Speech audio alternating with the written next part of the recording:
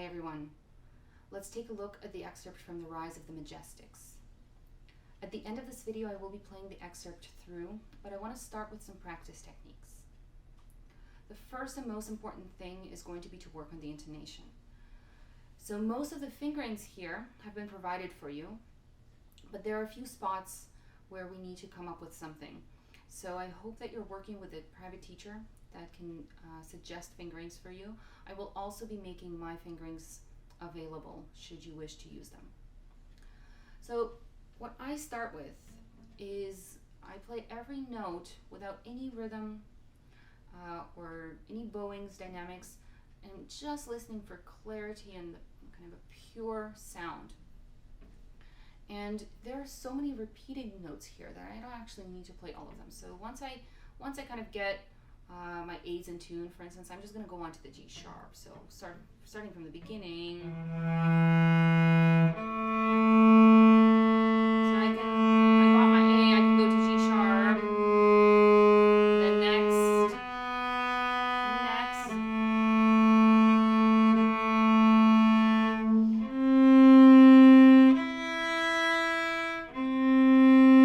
and so on. So once I have my intonation down, I can start to incorporate some of the other aspects here. So of course the bowing,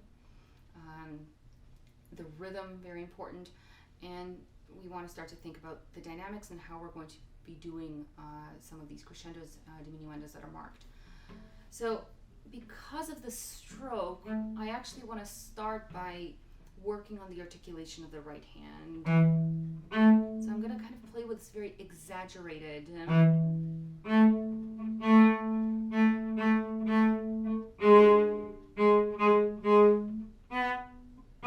Right, so I'm actually purposefully lifting all of the notes with dots off the string. Emphasizing the accents already. So here, lift, and again. All of the accents, I kind of attack the note and then I let it decay on the string. So I'm not jumping off on the accents. So I have my dots, which are short, and then the accent, which is longer, and then I get actually to a pretty good part of the bow to do this, bounce up on the next dot, and then again I have this accent. So you actually have a pretty good pattern of all of the accents working out, I believe for the most part to be down bow. So we always get this accent, stay on the string, short, short, bounce, and then again,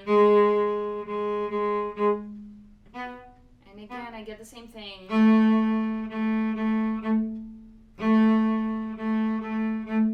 So you want to get really clear with which note gets which articulation, and it seems like every note is kind of different, and how do I do all this, but there's actually a pretty good pattern.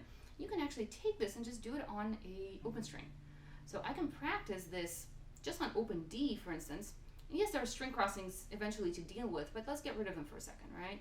So it's just going to look like this. Short, short, long accent, then very small bow, very concise here, and then bounce, and then again. Right, so I pick those up. When it goes faster, you're not going to actually have time to pick them up manually. They'll start to come off the string by themselves.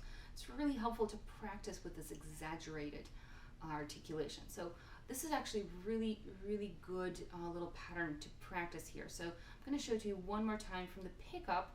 I'm going to do a little bit faster.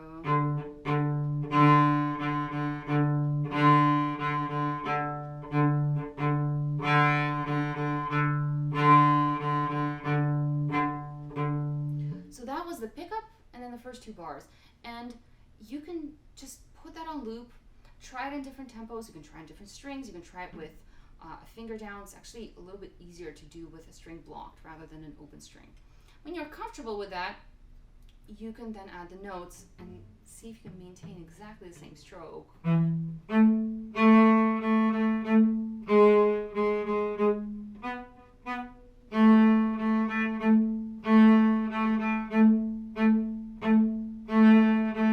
Right? Now, of course, I have to also add the crescendo. Now, I have mezzo piano at the beginning. It says poco a poco crescendo, and then I have to get to forte. So it's actually a pretty big range. But that being said, I still don't want to start crescendoing right away. I want to give it a little bit of time and then make the crescendo more dramatic as I get closer to the actual forte. So think exponential. You start small, and then the closer I get to the forte, the more I crescendo. So actually hold off to crescendo until the second measure. And that way I can make a bigger impact when I actually do start to crescendo.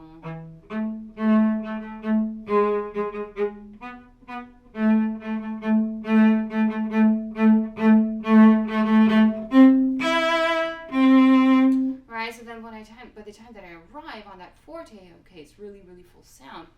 And you'll notice that as I get louder, start to use just a little bit more bow with each one. These are fast moving notes, so you can't really substantially increase the amount of bow that you're going to use, but still, especially as you get to those last two eighth notes, really want full bow here.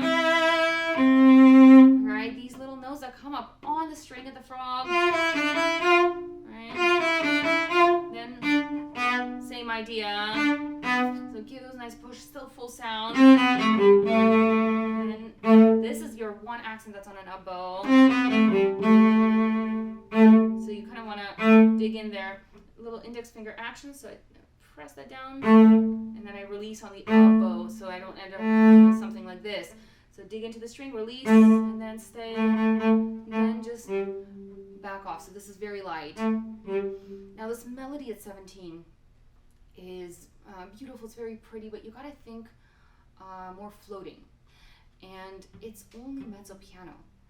So really kind of, you want bow speed, you want nice sweet vibrato, but nothing too kind of out, nothing too extroverted. So think actually a little bit introverted. Alright, so sort of floating a little bit of air in the sound, not too much because I still want to have core. So I still want to have that good contact with the string, but I also want to use lots of bow.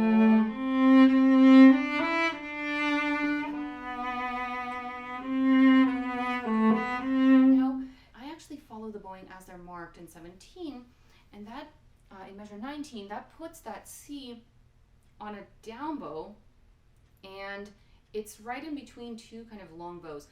And the instinct for us is going to be to try and get to the tip on it, right? After I do, so I have this long note, I want to do that, but then of course it sticks out. So we want to counter that by actually just giving it just as much bow as it needs, and not worrying that you're going to run out for the next bit, because again, you're in mezzo piano. You don't need a whole lot. So full bows at the beginning, then just slide. Right? And as you get towards the end of this, it does begin to go up and kind of rise, and without making kind of an outright big crescendo, we do need to shape this somehow, right? So just because we have mezzo piano and then nothing until just two lines later where we again have mezzo piano, it doesn't mean that there's no fluctuation of dynamics. So we always need to think about phrases, and we always need to find kind of the most important note of every single phrase. So where is this phrase going? What is this phrase about? And once you kind of identify the key points of the phrase, then consider that everything that comes before that point is leading up to that spot, and then everything after is coming away until we get to the next phrase, and then we do the same thing. All right, so if I go from, again, 117, I start in my mezzo piano. I keep going.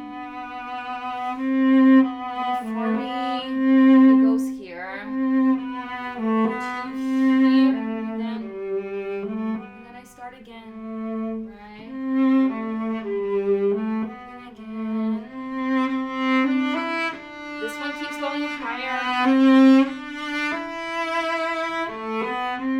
And then from, I think already comes back a little bit, but don't don't bring it down right away, because you still have a few notes, to finish that measure. And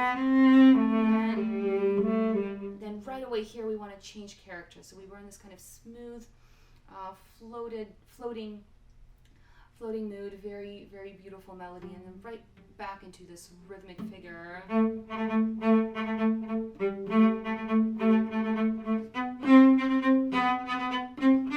then I have this passage, and in this passage, I have a crescendo to do at the end. So at the beginning, basically, first do nothing, but here I need to save my bow so that I can spend it for the last 4 notes. So on that down bow, think light right hand and try and get as close to the tip as you can.